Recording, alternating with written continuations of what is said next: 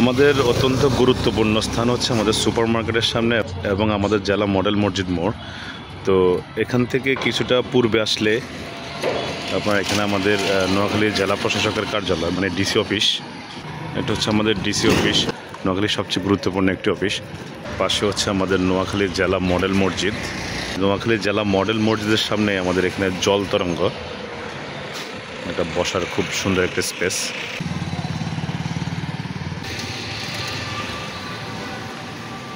আর তার পাশেই অবস্থিত আমাদের মাইজদি পৌর পার্ক।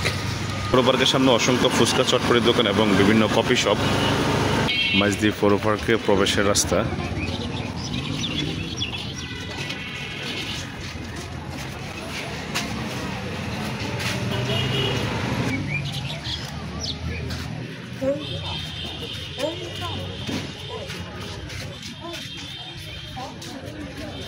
প্রতিদিন সকাল থেকে বিকাল পর্যন্ত অসংখ্য মানুষ আপনার এখানে বসে বিভিন্ন সময় কাটায় বা তাদের যে অলস সময়গুলো আছে তারা এখানে অতিবাহিত করে।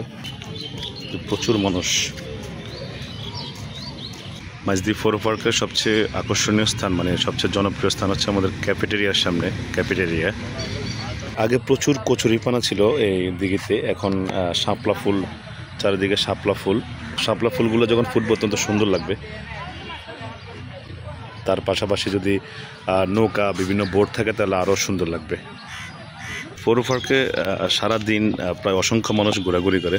তবে সরকারিভাবে যদি একটা উদ্যোগ নেওয়া হয় যে আমাদের পৌর পার্কের সামনে যে দিঘিটা আছে এই দিঘিতে যদি বিভিন্ন ধরনের স্পিড বোট বা বিভিন্ন ধরনের নৌকা সহ যদি আপনার এগুলোর উদ্যোগ নেওয়া হয়, মানে বিভিন্ন ধরনের রাইডের উদ্যোগ নেওয়া হয়, তাহলে আমার মনে হয় যে এখান থেকে যেমন যারা ইজারা নেবে বা যারা নিবে তারাও লাভবান হবে এবং আমার মনে হয় সরকারও অনেকটা লাভবান হবে।